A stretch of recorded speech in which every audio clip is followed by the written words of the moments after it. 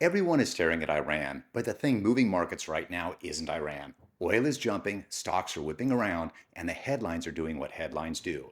But Wall Street isn't watching the bombs, they're watching the plumbing, because while the world is focused on war, the Fed quietly restarted the liquidity machine, and that changes how you should think about this dip. Stay with me, because in a few minutes I'm going to show you the one Fed line item that tells you whether this is fear or opportunity. Right now, the crowd belief sounds logical. War equals uncertainty. Uncertainty equals risk off. Risk off means sell stocks and hide in cash.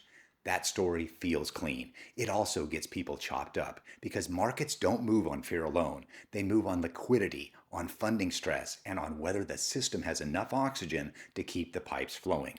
So this isn't a video about predicting the war. This is a video about the hidden lever behind the chaos and how you position without doing something stupid. And a quick disclaimer, investing has risk. Do your own research. This is not financial advice, and I'm not a licensed financial advisor. Let's talk about the hidden lever behind the war headlines. Here's the contrarian claim. The Iran story is loud, but it's not the only thing moving markets. Behind the curtain, the Fed ended balance sheet runoff and began buying Treasury bills again under a boring label, reserve management purchases. Call it housekeeping, call it plumbing, call it whatever makes people sleep at night. Mechanically, it's still the Fed adding reserves back into the banking system. And when reserves stabilize or rise, risk assets stop behaving like they're in a free fall and start behaving like markets again. Not overnight, not in a straight line, but over time, liquidity is heavy and heavy wins. Let me make this simple. Think of the financial system like a casino. Reserves are the chips on the tables. When the chips are being taken off the tables, players get tight, spreads widen, and volatility spikes. When the chips are being added or the pile stops shrinking, the system breathes again. That's the part most investors miss because they're staring at candles instead of the scoreboard. Here's the simple version, then the investor version. The simple version is when the Fed buys stuff, it puts more money into the system and markets get less fragile. The investor version is when the Fed buys Treasury bills, it credits reserves to banks. Those reserves help keep short-term rates and funding markets functioning smoothly. And when funding markets are smooth, the market can take scary headlines without breaking. In about 2 minutes, I'm going to show you the exact number I watch every week that tells me whether this quiet bailout story is real. And if that number is flat or rising, it changes how I treat dips like this. Now let's address the objection before the comments do. No, Jerry, the Fed says this isn't quantitative easing. Correct. They're saying it's balance sheet management, not monetary stimulus. They're saying it's about keeping reserves ample, not about pushing stocks higher. Fine. I'm not here to argue labels. I'm here to follow the mechanism. Because you can call it reserve management purchases, but the effect is still reserves staying ample, and that matters for financial conditions. Here's the second objection. Does this mean stocks can't go down? No, stocks can go down with liquidity support. Liquidity is a tailwind, not a seatbelt. Earnings still matter, positioning still matter, war escalation still matters. But when liquidity is supportive, the odds shift toward recovery over time instead of prolonged dysfunction. Headlines can move price today. Liquidity shapes the path over months. Let me show you something almost nobody is talking about right now. The Fed's balance sheet is still sitting around $6.6 trillion. That's an enormous amount of liquidity sitting underneath the financial system, even after everything we've been through. Most people assume the Fed is still aggressively draining liquidity. That assumption made sense during quantitative tightening, but something important changed, and it matters more than most headlines. The Fed ended quantitative tightening, which was the program shrinking the balance sheet, and then the New York Fed's desk announced something most people ignored. They began buying Treasury bills again under a very boring name, reserve management purchases. The pace is roughly $40 billion per month starting last December. That's not my opinion, that's the policy. The reason they gave is simple. They want to maintain what they call ample reserves. In other words, they want enough liquidity in the banking system so the plumbing keeps working smoothly, especially during stress. Now, if you want the scoreboard I watch every week, it's one line on the Fed's balance sheet. The Fed data series is called WALCL. That's total Fed assets.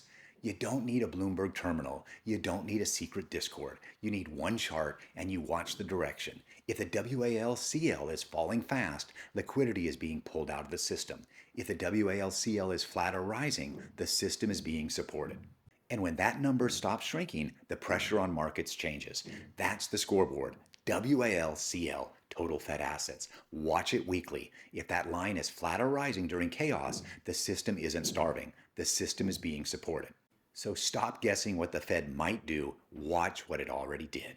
Now let's talk about what I call the quiet bailout trinity. This is the playbook policymakers tend to follow when markets start getting stressed.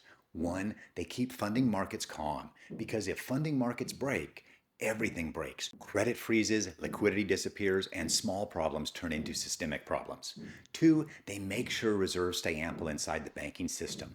Modern financial markets are built on the assumption that reserves are plentiful, not scarce.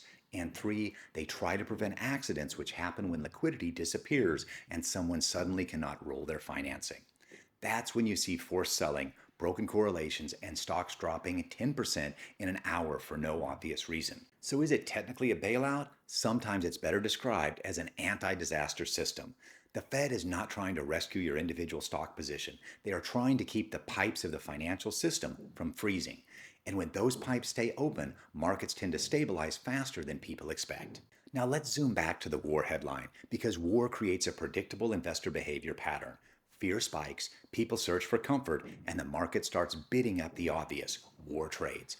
That brings us to oil. Here's why I'm not chasing it, even if oil spikes again tomorrow. Oil is the classic war premium trade. It moves on fear, headlines, and supply disruption risk. And when that fear is highest, that's when the risk to reward can be worst for late buyers. Because the moment the narrative shifts from what if to it's happening, the market can reprice the premium. Sometimes oil keeps running, sometimes it gives the whole move back. But here's the key. This is not a business compounding story. It's a volatility trade with headline risk, and that is not how I build wealth. So I'm not chasing it. Oil is the war premium trap because the premium can evaporate on a narrative shift and the downside can be violent. If your edge is reading headlines, you don't really have an edge. Now, where does fearful money go when it wants comfort?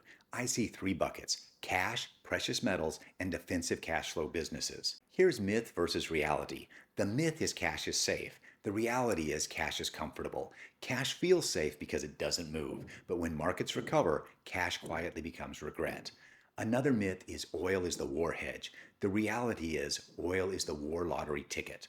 And the last myth is gold is just a doomsday trade. The reality is gold is an uncertainty hedge that can benefit from both geopolitical stress and long-term currency instability. Now, I own precious metal stocks, not because I think they're going to skyrocket this week, but because I like having insurance when the world gets messy. When markets fear inflation, currency issues, or systemic stress, metals tend to stay in the conversation longer than oil does. And if liquidity is rising while fear is high, metals can benefit from both narratives at once. Oil spikes, gold hangs around. Now, for defensive cash flow businesses. One stock I own is GE as a defensive long-term hold. For me, it sits in the bucket of real industrial demand, long cycle infrastructure, and businesses that can survive chaos without needing perfect sentiment. It's not a meme, it's not a hopium trade, it's a business. And when the market gets violent, I'd rather own a business than a story. You see, most investors don't lose because the world is complex. They lose because they don't have rules. Red day and they panic, green day and they get cocky, and then they call it investing. That's not investing. That's emotional gambling with a nicer user interface. Rules beat feelings. Now, let's talk stocks. If you accept the premise that liquidity support over time is constructive for risk assets, what does that mean for the dip? It does not mean you smash the buy button on day one. That's how people blow up. It means you treat fear like a pricing event, not a prophecy. Here's the rule that keeps you honest. I don't buy dips. I buy setups with rules. That means the business has to be fundamentally strong. The price has to be discounted by fear, not by a broken thesis. And I scale in pieces, because I don't need to nail the bottom. That's how you survive volatility while fundamentals compound. If you can't scale in, you're not investing, you're guessing. Now let's make this really practical. If you're watching this and you're thinking, okay, Jerry, what do I watch this week? Here's your scoreboard checklist. First, WALCL, total Fed assets. Is it shrinking fast or is it flat or rising? That tells you whether liquidity is being pulled or the system is being supported. Second, money market stress. Are short-term rates behaving or are they spiking in weird ways? When funding markets get jumpy, everything gets fragile. And third, the tape. Are quality companies getting sold indiscriminately, or is the selling focused on the weakest names? Because when fear turns into indiscriminate selling, that's where real opportunity forms. Not because the world is safe, but because the pricing gets irrational. Opportunity usually looks ugly first. Watch the scoreboard, not the noise. And if your plan is, I'll buy when it feels safe, you're going to buy late. You're going to buy after the bounce. You're going to buy after the headlines calm down, and you'll call it risk management. That's not risk management. It's paying retail prices for wholesale fear. Now let me tighten the takeaway. This video is not saying the war doesn't matter. It can escalate, it can hit sentiment, it can hit commodities, it can hit certain sectors. But the market is not a moral referee, it's a scoreboard. And the biggest scoreboard most people ignore is liquidity. When the Fed is managing reserves to keep the system ample, that's a stabilizer. When the stabilizer exists, dips become less about the end and more about how scared are people right now. That's the frame. Headlines are fast, liquidity is heavy, and heavy wins. Stop watching the bombs, watch the balance sheet. And if you want to see how I'm positioning through this volatility in real time, that's exactly what I show you inside my Patreon. In my Patreon, you're not guessing through headlines. You're watching a real portfolio and a real process in real time. Last year, I finished up $2.4 million. That's a 69% return, not because I'm a genius, but because I follow rules and I track a scoreboard. When you join, the first thing you'll see is a short onboarding video that shows you exactly where to start and how to use everything. It's designed so you can plug in fast and follow along without confusion.